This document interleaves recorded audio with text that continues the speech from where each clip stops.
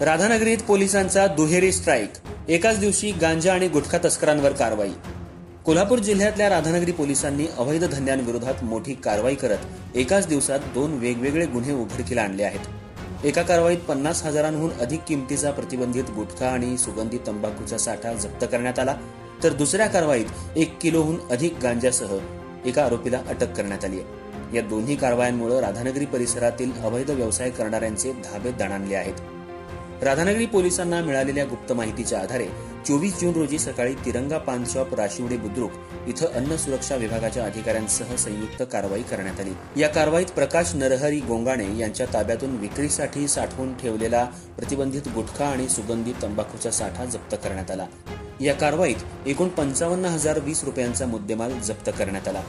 या प्रकरणी अन्न सुरक्षा आणि मानके कायदा तसंच भारतीय न्याय संहितेच्या कलम 123, 223, 274 आणि 275 अन्वये राधानगरी पोलीस ठाण्यात गुन्हा दाखल करण्यात आला असून पुढील तपास सुरू आहे. याच दिवशी रात्री राधानगरी पोलिसांनी आणखी एक धडक कारवाई करत सरवडे येथील अक्षय अशोक सुतार वय 31 याला गांजासह रंगेहात ताब्यात घेतलं. सरवडे गावातील एका घरात गांजाची विक्री सुरू असल्याची माहिती पोलिसांना मिळाल्यानंतर पोलिसांनी तात्काळ छापा टाकला. यावेळी आरोपीच्या ताब्यातून 1 किलो 20 ग्रॅम वजनाचा गांजा, एक मोबाईल फोन आणि रोख रक्कम असा 20,220 रुपयांचा मुद्देमाल जप्त करण्यात आला.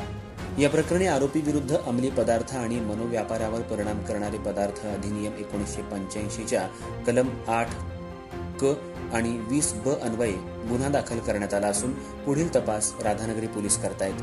अवैध गुटखा आणि अंमली पदार्थांच्या विक्री विरोधात राधानगरी पोलिसांनी सुरू केलेल्या या धडक मोहिमेमुळे अवैध व्यवसाय करणाऱ्यांमध्ये खळबळ उडाली आहे. अशा प्रकारच्या कारवाया यापुढेही अधिक तीव्र करण्यात येणार असल्याचं पोलिसांकडून सांगण्यात आलंय.